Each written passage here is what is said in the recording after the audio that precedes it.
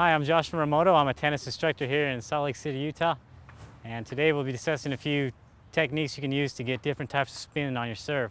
And for that, you'll need a tennis racket, tennis court, and some tennis balls.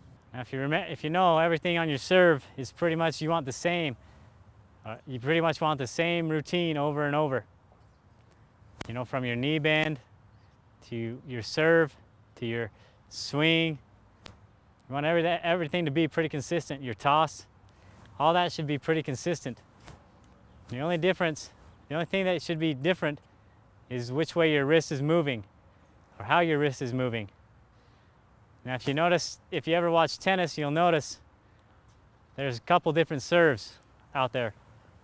There's one called the slice serve, where if you're serving on the do side, you can serve it out wide to your opponent's forehand.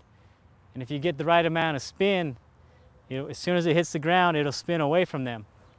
Or there's the flat hard serve that most people use for their first serve to try to get it past their opponent or make it difficult for them to return.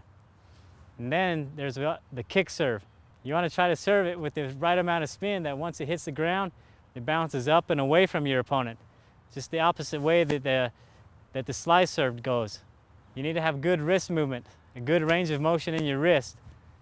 And when you serve a slice serve, you need to toss it up and you want to make sure you hit the ball. You want to come across the ball this way.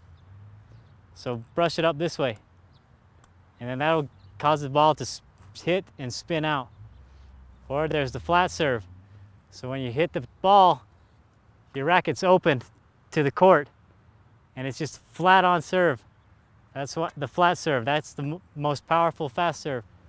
Or there's your kick serve. And you're trying to brush up on it. Brush up on the ball, and that will give it the top spin that it needs. So when it hits the ground, it bounces up and away from your opponent. Now let me show you how your wrist should move during a kick serve. You get your arm up, and you're ready to swing the racket. Instead of coming through the ball out on the court for a flat serve, you want to you put your racket at an angle and brush up on the top of the ball, if you can, if at all possible. Remember, get your racket up and you want to brush up on the top of the ball. So your racket is going out. It's going out and away from you.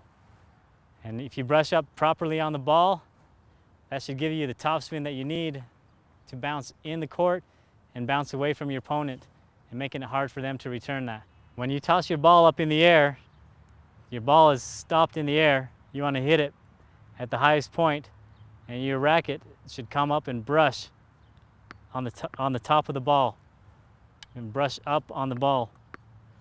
So come up and it brushes. See how my ball moves? See how that ball moves? That's how you want to hit the ball and get the right amount of topspin on it. That's your kick serve motion. Again, I'm Josh Muramoto, and we just talked about your spin serve technique.